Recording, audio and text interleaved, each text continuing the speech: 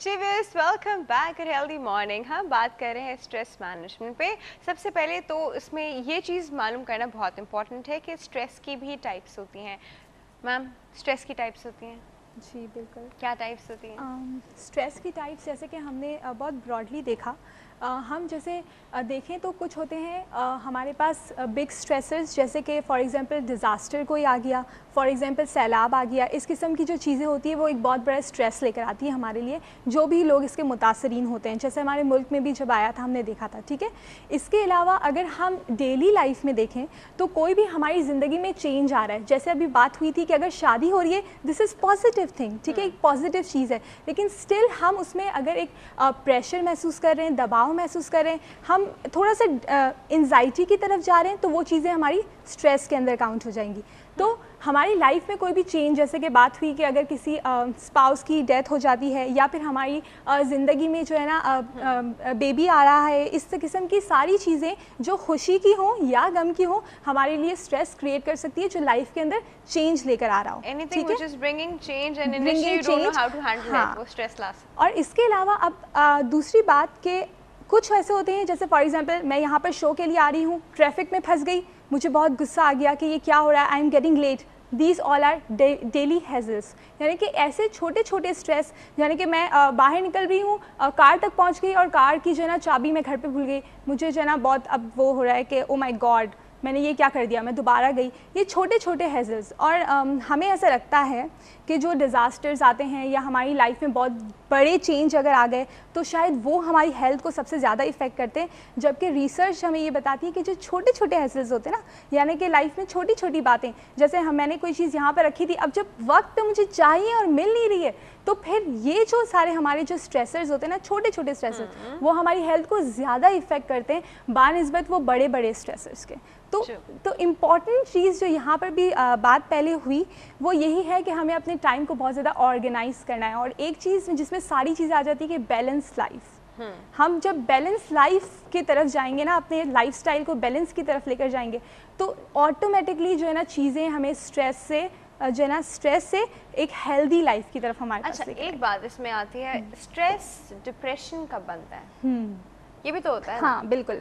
ये बहुत अच्छी बात है कि ये डिफ्रेंशिएट किया जा रहा है कि स्ट्रेस और डिप्रेशन दोनों अलग अलग चीज़ें हैं। अक्सर लोग ये समझते हैं कि भाई जो है ना हमें स्ट्रेस हो रहा है, हम डिप्रेशन की तरफ जा रहे हैं। जब स्ट्रेस हद से ज़्यादा बढ़ जाए और कंटिन्यू हो, ठीक है, हम इस पे ही बात कर चुके हैं, एटलीस्ट 6 मंथ्स, ठीक है। अगर हमें मेजर डिप्रेशन, रीजन तो जा नहीं रहा, रीजन तो वही है। बिल्कुल, जैसे 6 मंथ्स के अंदर आप उसे कोप अप कर पाओ। कोप अप, हाँ, अगर हम उसे कोप अप देखें, अभी आपने ये अगर बात की ना कि रीजन नहीं जा रहा है, तो इसमें ना 2 कंडीशंस हो सकती हैं, ठीक है। एक कंडीशन ये होगी कि आपका स्ट्रेसर वही है, ठीक है। फॉर एग्जांपल कि आपके मैरिटल जो है ना इश्यूज आ रहे हैं, आपकी शादी हुई है और आपको डिफ़िकल्टी हो रही है आपस में अंडरस्टैंडिंग में, ठीक है।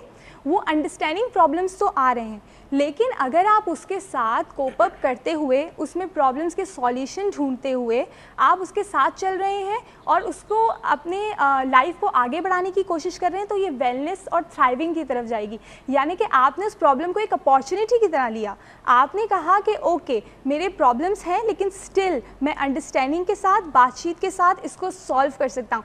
तो फिर आप एम्पावर होंगे, आपके रिसोर्सेज बढ़ेंगे, जिसके ज़रिए आप अपने स्ट्रेस को कूप अप कर सकेंगे। जाहिर सी बात है, जब आप चाहते हैं वाकई में कि आप प्रॉब्लम को सॉल्व करें, अपने दोस्तों को, अपने रिश्तेदारों को इन्वॉल्व करेंगे, इनसे मशवरा लेंगे, सोशल सपोर्ट लेंगे, तो फिर जाहिर सी बात है कि आप पॉजिटिव की तरफ जाएंगे। और दूसरा एक तरीका ये हो सकता है कि आप, वो इवेंट है और ऐसा भी होता है कि गुजर भी गया, ठीक है।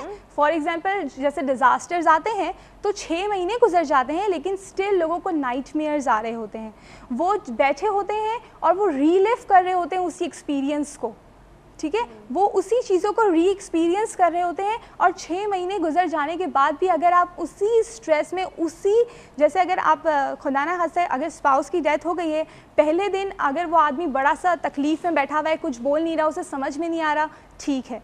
अगर 1 महीना, कुछ दिन वो इस तरीके से गम में बहुत ज़्यादा निढाल है, ठीक है। लेकिन यही प्रोसेस अगर 6 महीने तक है और आपकी सिचुएशन कंट्रोल नहीं हो रही है, तो फिर आपको क्लिनिकली डायग्नोस किया जा सकता है कि आप डिप्रेस्ड हैं। सही। हमारे पास एक कॉल मौजूद है जी, अटेंड करते हैं। अस्सलाम वालेकुम। जी वालेकुम सलाम। गुड हेल्दी मॉर्निंग, कौन बात कर रहे हैं? जी इशफाक बोल रहा हूँ से। जी अशफाक साहब, कैसे हैं आप? जी अल्लाह का करम, मैडम आप ठीक ठाक हैं? अशफाक साहब की आवाज़ थोड़ी सी हल्की आ रही है। जी आप आइए आवाज। क्या बात है, ऐसी आवाज़ पहले क्यों नहीं निकाली पराठे वाली? इसलिए आपका पुआम ही आता है कि आवाज बंद हो गई है। ओह अच्छा जी, क्या कहना चाह रहे हैं? अच्छा डॉक्टर, मैं ये पूछना चाहूंगा इनसे जो आपके गेस्ट हैं, आपसे भी। पूछिए। हेलो। हाँ जी। अच्छा ना, मुझे ना ये तो 2 साल से एक प्रॉब्लम है, डॉक्टर ने कहा है कि आपको IBS हो गया है। क्या IBS? हाँ जी हाँ जी। Intestinal bowel syndrome? जी जी। अच्छा ठीक वो है। कहते हैं ये कोई मसलन के स्ट्रेस टेंशन की वजह से हो जाता है या कोई मसलन के खाने की वजह से। अच्छा मुझे ना मेरी शादी को तकरीबन 5-7 साल हो गए हैं, लेकिन वो हमारा आपस में जो है ना अंडरस्टैंडिंग सही नहीं है। अच्छा, तो आपने मैरिज काउंसलिंग की कोशिश की?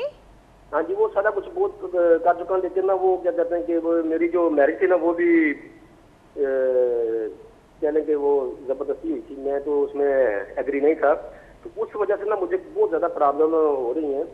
इसका क्या हल है, मुझे भी इसका हल बताएं। इसका हल ये कि आप you living in that region कि आपकी मैरिज जबरदस्ती हुई थी, आप उस चीज से बाहर ही नहीं आके दे रहे हैं। अच्छा जी, बाकी जो है ना मैम बता। हाँ जी, इसका हल मैं चाहता हूँ कि इसका वो हल बताएं मुझे। इसका बिल्कुल क्या आपको इसका हल बताते हैं, बहुत ही सिंपल है जी। Thank you so much for your call Ashfaq साहब। मैम बिल्कुल, अभी जो हम जिस बारे में बात कर रहे थे कि स्टिल अगर आप उसी चीज़ को, जैसे कि रीज़न पूछा यही कि जब आप इनसे और क्वेश्चनिंग करी थी ना तो उनकी वही काउंसलिंग हो रही थी और रीज़न सामने आ रहे थे। अगर हम इनसे और थोड़ी देर बात करते तो हम ज़रूर और भी जानते कि क्या अंदर और क्या रीज़न्स है। लेकिन खैर जो कुछ हमें समझ में आया वो यही था कि वो अभी तक इस बात को ये करें कि आई एम नॉट रेडी। ठीक है, अब इसके लिए सॉल्यूशन की तरफ जाना है तो सबसे पहले एक्सेप्ट करना होगा कि अब आपकी शादी हो चुकी है। ठीक है, अब आपकी शादी हो चुकी है तो आपको ये एक्सेप्ट करना है। इसके बाद आप ये एक्सेप्ट कर लेते हैं, 5 साल में नहीं इस चीज को एक्सेप्ट कर पाए, एक्सेप्ट नहीं कर पाए। जहाँ भी जरा सा भी उनके बीच में कुछ होता होगा फौरन से वो कहते होंगे कि मेरी शादी मेरी मर्जी से थोड़ी हुई थी। हाँ, बेसिकली उनको अब काउंसलिंग और साइकोथेरेपी की तरफ जाना चाहिए। Counselling and psychotherapy is one of the solution, because 5 साल का अरसा वो बता रहे हैं, 5 महीने या 5 दिन नहीं बता रहे। तो इवेंचुअली वो जो आपने सवाल किया था ना कि स्ट्रेस जो है वो किस तरह से कन्वर्ट होता है डिप्रेशन में, तो long term stress eventually gets converts into depression. आप उसमें ये देखें कि उसके सिम्टम्स क्या हैं। शुरू में जैसे स्ट्रेस हुआ तो सर में दर्द हुआ या आपको जिस्म में बेचैनी रही या भूख नहीं लगी, लेकिन लॉन्ग टर्म स्ट्रेस में क्या होगा? लॉन्ग टर्म स्ट्रेस में ये होगा कि आप नोट करेंगे फॉरगेटफुलनेस शुरू हो जाएगी, आपको जो है ट्रेमर शुरू हो जाएंगे,